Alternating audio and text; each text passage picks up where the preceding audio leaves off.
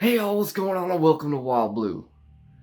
So I'm sure all y'all have heard of alien abductions and y'all all got your own opinions on what exactly it is. But what I have here today is what I believe to be the best case these alien abductions are actually taking place.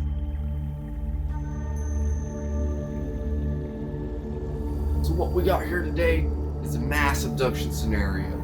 So this is when multiple people are abducted at the same time, same place, same everything. Multiple accounts, all independent of one another. And these abductions generally follow the same pattern. So the specific one we're talking about occurred on the weekend of March 26th and 27th of the year 1994. So this happened at the Hotel del Coronado on Coronado Island in San Diego, California.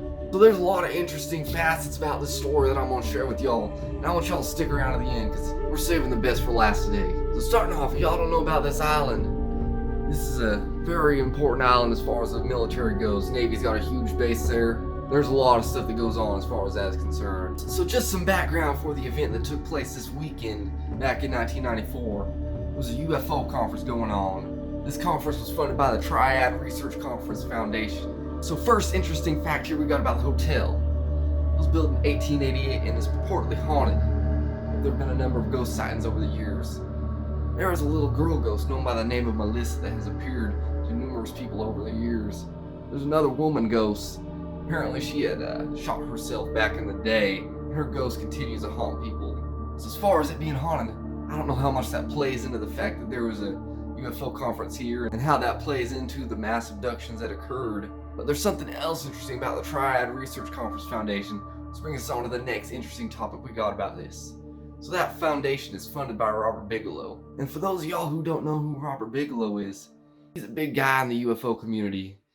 He's a billionaire financier. He's involved in all sorts of this kind of stuff. He's got some interest in Skinwalker Ranch up in Utah. He's got some interest in the Pentagon program that was studying unidentified aerial phenomenon for 12 years or whatever it was.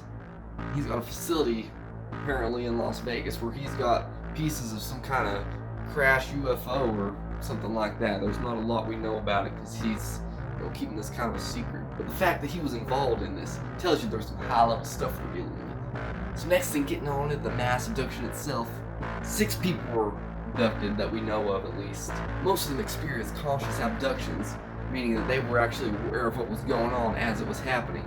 So this particular event was your traditional sort of alien abduction. You got your grays in there, the gray aliens.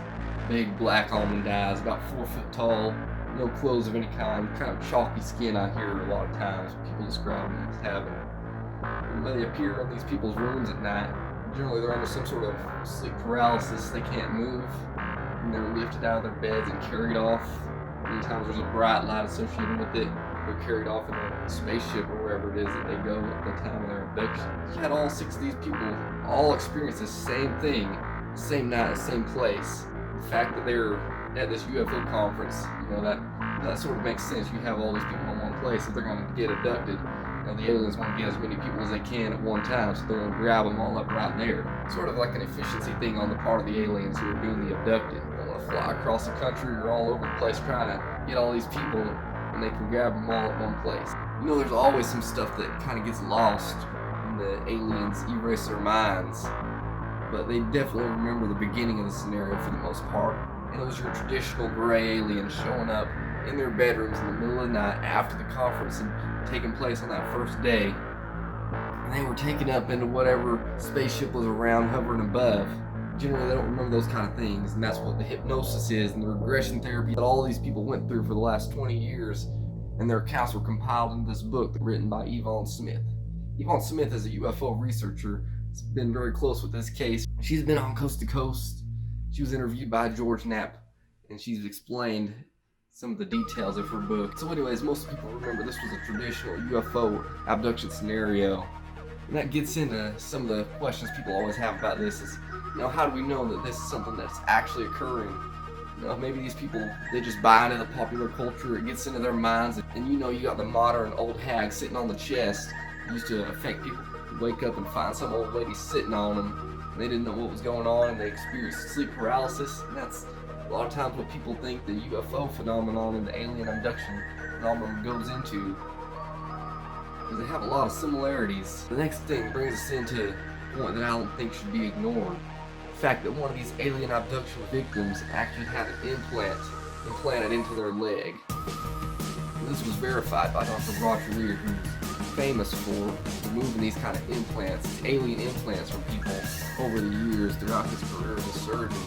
He was one of the few people that actually touched these things. Anyway, he had x-rays of this deal.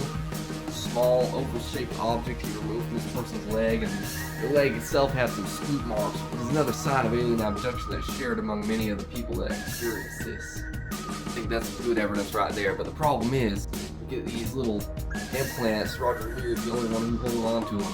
He did all the tests himself, so you're basing understanding on this on his understanding, and the facts that he provides you, whether they're a fact or not, it's kind of dependent on whether you trust him and what he's telling you is the truth. But the fact that he's gone now, you can't ask him no more. Anyway, these implants many times are examined and put under the microscope, and they don't reveal too many strange qualities about them. They're anomalous in the fact that they appear in these people's legs out of nowhere or wherever they find them. Sometimes they move around. You go listen to some of Dr. Roger Lear's old interviews and you'll hear him talk about some of the strange encounters he's had just from messing with these things while they're in people, trying to avoid being pulled out when he's surgically removing them from their bodies. The final thing we got here, and definitely the most interesting, is the fact that President Bill Clinton had visited the island on that day for a meeting of his own. Secret Service were all over the place, 2 by 2 walking around with their earpieces and their sunglasses, their black suits. They could look at a whole building filled with men in black and UFO conference. It's a crazy sort of situation, but he was there in the hotel at the time these alien abductions took place. And whether he was involved or not, whether he was abducted himself, we just don't know. There's been a lot of talk over the years about the Clintons being involved in some sort of alien conspiracy, maybe being aliens themselves, some kind of reptilians, them along with the Bushes and the royal English family. That's probably all a bunch of hogs wallop, and we don't really know for sure. But the fact that he was there and these abductions took place, I think is very significant. What it shows is these aliens, or whatever they aren't afraid to show up when the leader of the free world's there, right in this hotel. Either that or he was in on it. Another thing of interest, there was actually a UFO sighting that took place over this hotel about 2 weeks prior to the conference that was held there. So we're gonna call it for this video. I hope y'all enjoyed it. Hope y'all like and subscribe and click that little notification button so y'all are aware of any time we put out a new video. And also, if y'all got any stories y'all want to share, your own alien abduction experiences, your own encounters with any sort of UFOs or even Bigfoots and ghosts, because we look at all that stuff here on Wild Blue TV as well, send them to wildbluetvstories@gmail.com and we'll get back to you. Maybe we can set up an interview. Y'all can be featured in one of your own videos here at Wild Blue TV. Check out our Facebook page and check out our website. Links are below. And with that said, Wild Blue out.